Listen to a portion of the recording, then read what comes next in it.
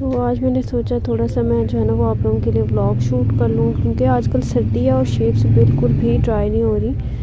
ठीक है, तो क्या देखें, मैंने कहा चलो थोड़ा सा व्लॉग भी आप लोगों के साथ शेयर कर दूँ। आज सुबह से जो है ना वो धूप नहीं निकली और अभी थोड़ी बहुत निकल रही है, तकरीबन 2 बजे का टाइम है। और जो है ना धूप बस ऐसे ही आप लोगों को लग भी रहा होगा कि धूप जो है वो नहीं है, तो बस ड्राई नाम है। जिससे टेक्सचर तो कभी ड्राई नहीं होंगे, लेकिन थोड़ी सी सर्दी पे जो है ना वो सर्दी का असर कम हो जाता है। तो ये कुछ चारकोल के चंक्स पड़े हुए हैं और ये भी पड़े हुए हैं, शेप्स भी हैं और ये सारा कुछ। ठीक है, तो ये रीयूज़ पे और सीमेंट का टेक्सचर ड्राई हो रहा है। और मुझसे एक सब्सक्राइबर ने कहा था, रिक्वेस्ट की थी कि आप जो है ना वो इसकी वाटर क्रम्बलिंग करें, है ना। बहुत छोटी सी वीडियो बनती है वाटर क्रम्बलिंग की, तो जो है ना मैं चाह रही हूँ कि थोड़ा सा टेक्सचर जो है ना वो बढ़ जाए। तो सीमेंट जो है ना मैंने रीयूज़ होने के लिए रखी हुई है, रीयूज़ हो रही है। तो उसके बाद जो है ना वो फिर मैं इसके अंदर जो है ना वो ऐड करूँगी। टेक्सचर की क्वांटिटी ज़्यादा होगी तभी मज़ा आएगा वाटर क्रम्बलिंग का। ये देखें, ठीक है। तो ये अभी मैंने चाक की जो है ना वीडियो भी शूट किया और उसका एक टेक्सचर भी बनाया था। सारा ग्रीन कलर मेरे नेल्स के ऊपर जो है ना वो नेल्स पे और हाथों पे फंस गया और चढ़ गया। तो खैर ये देखिए, ठीक है। तो ये तकरीबन जो है ना वो ड्राई है, बस ऐसे ही थोड़ा बहुत जो है ना वो अंदर से डैम्प है। एक आध दिन लग जाएगा इसको ड्राई होने में।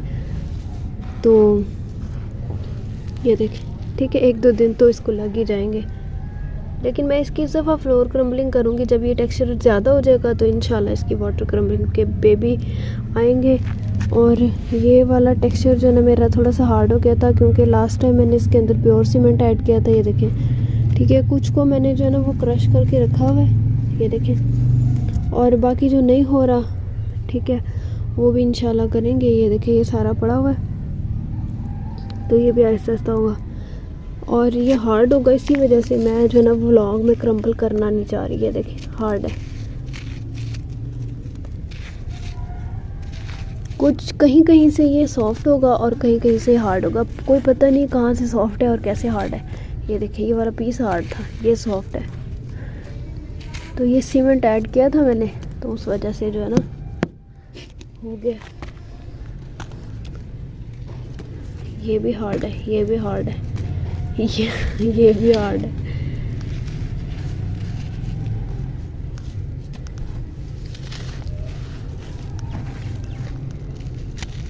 ये देखिए, ये हार्ड था।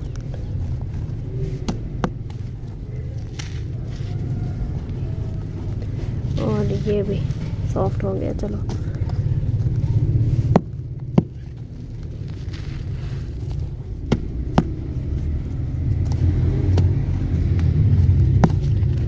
हार्ड है, कोई है जो सॉफ्ट है थोड़ा सा, लेकिन अदरवाइज सारे हार्ड है। ये देखो, ये है हमारा मुल्तानी मिट्टी वाला टेक्सचर। ये अब दुआ करें इसको कि ये जल्दी जल्दी ड्राई हो और इसकी हम वीडियो शूट करें। मैं तो बस वेट ही कर रही हूँ इसका।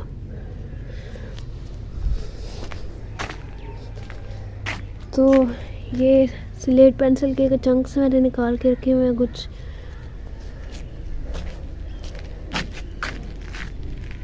ये एक सब्सक्राइबर ने कहा था कि स्क्रैपिंग क्या करें, तो मैंने सोचा थोड़ा, ये उस दिन मैंने वीडियो शूट की थी। तो ये देखें, बकेट के अंदर पोरिंग की थी, तो ये जो है ना टेक्सचर काफ़ी पतला था, पानी इसके अंदर ज़्यादा था। तो मैंने इसको फैला दिया था कि चलो मैं स्क्रैपिंग भी कर लूँगी और मेरा काम भी हो जाएगा और पानी जो है ना वो ड्राई हो जाएगा। ये देखें,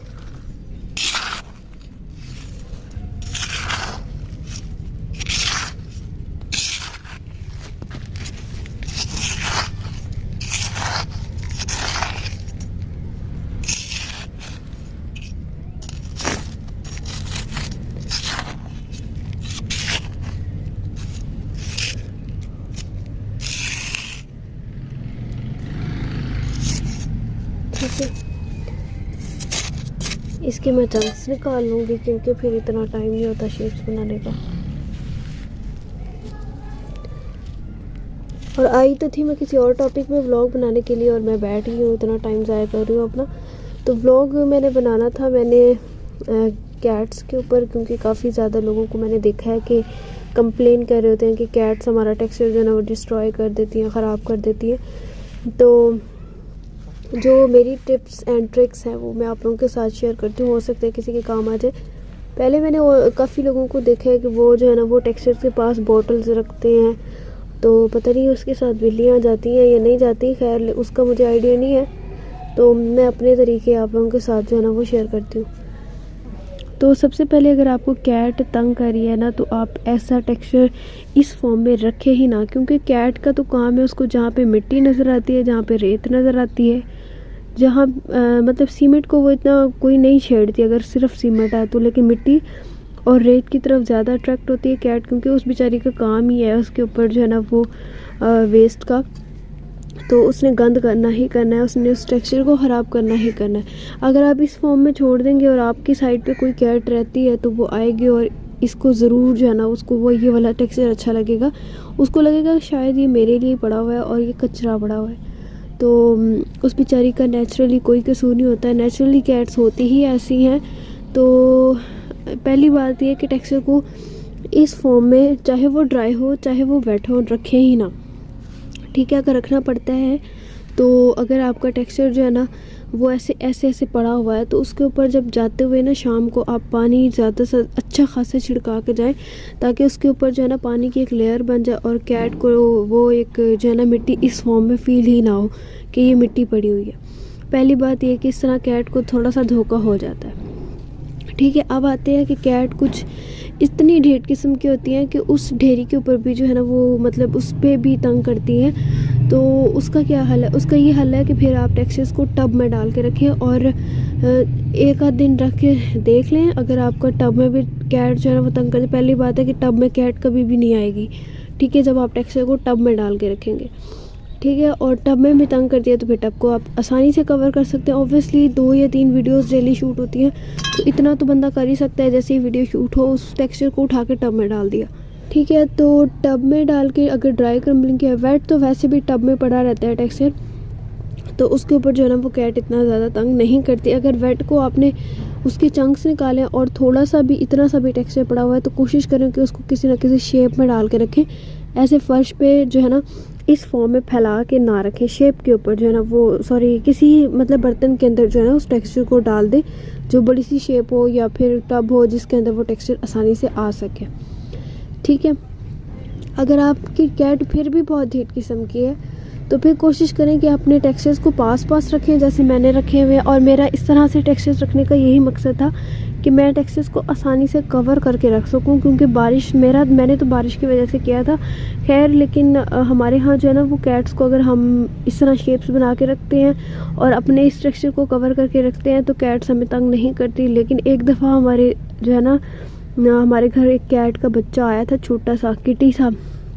तो मुझे कैट हालांकि बहुत पसंद है, तो मैंने ना उसको फ्रिज से चिकन ला के ना उसको डाल दिया कि चलो ये हमारे घर आती रहेगी और खाती पीती भी रहेगी, हम लोग जो है ना वो थोड़ा सा डांट प्यार भी करते रहेंगे उसके साथ। तो उसने जो है ना वो जो तंग किया हमें, फिर दूसरे दिन फिर हम लोगों को जो है ना ये काम करना पड़ा कि हम लोगों ने टेक्सचर्स को इकट्ठा किया। और अब हम लोग क्या करते हैं कि टेक्सचर को इकट्ठा करके जब शाम को वापस जाने लगते हैं ना तो इन सबको कवर कर देते हैं। तो ये काम सबसे ज़्यादा मुश्किल है।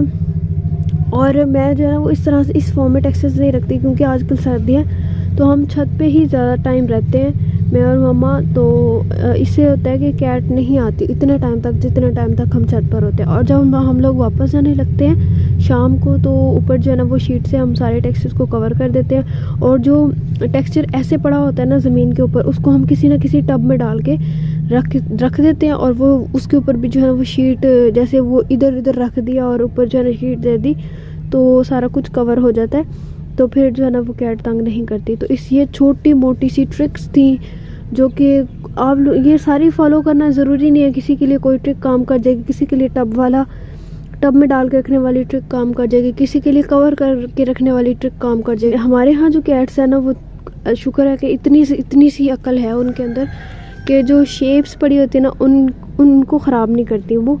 बाकी इधर उधर जो है ना वो घूम फिर लेती हैं, लेकिन शेप्स कभी भी उन्होंने ख़राब नहीं की। तो जिन लोगों की शेप्स ख़राब करती हैं उनका यही हाल है कि वो ऊपर से शीट के साथ अपने टेक्सचर्स को कवर करके रखें ताकि जो है ना कैट तंग ना करे। ठीक है, तो ये थोड़ी सी ट्रिक्स थी मेरी अपनी जो मैंने फ़ॉलो की हुई हैं, और आई होप मैंने सोचा कि चलो मैं आप लोगों के साथ ये शेयर कर दूँ, अपना एक्सपीरियंस भी शेयर कर दूँ कि बॉटल्स वाला तरीका बिल्कुल भी काम नहीं करता। मैंने एक दफ़ा जो है ना वो रखी थी, एक वही मैं बता रही थी ना आप लोगों को कि हमारी कैट जो है ना में आई थी और उसको हमने चिकन डाल दिया था, और फिर बस उसने कहा कि मैंने तो अब तुम लोगों का जो है ना वो घर नहीं छोड़ना। तो बस फिर इस तरह से फिर हम लोगों को ये काम करने पड़े, क्योंकि टेक्सचर्स को आसान नहीं है, टेक्सचर्स को डेली जो है ना इतना थका होता है वीडियो बनाने के बाद, और फिर बंदा टेक्सचर्स को टब में भी डाले, लेकिन जो है ना ये फिर थोड़े बहुत किसी घर में किसी की हेल्प ले लें, किसी सिस्टर की या मदर की या किसी की भी हेल्प ले लें, क्योंकि काम जो है ना वो इतना ज़्यादा बढ़ जाता है कि बंदे के ऊपर बहुत ज़्यादा वो हो जाए, मतलब थक जाता है बंदा। तो ये सारा कुछ फिर कर लिया करें साथ साथ, तो इस तरह फिर कम से कम आपके टेक्सचर तो ख़राब नहीं ना होंगे। मतलब फिर इतनी आवाज़ारी होती है, इतना अजीब सा फील हो रहा होता है, और भले ही आपने इतना ज़्यादा टेक्सचर उठा के फेंक दिया हो, लेकिन फिर भी अजीब अजीब सा मतलब बुरा सा फील होने लगता है, मूड ही नहीं होता उस टेक्सचर को दोबारा से क्रम्बल करने का। ठीक है, सो अगर मेरी ये ट्रिक्स किसी के लिए काम करे तो मुझे मेंशन ज़रूर कीजिएगा और मुझे बताइएगा कि कौन सी ट्रिक जो है ना वो आप लोगों के लिए, आप लोगों के काम आई है, और क्या चीज़ आप लोग जो है ना वो फॉलो कर रहे हैं। सो मैं मिलती हूँ इंशाल्लाह किसी और नेक्स्ट व्लॉग में। So till then take care, bye bye.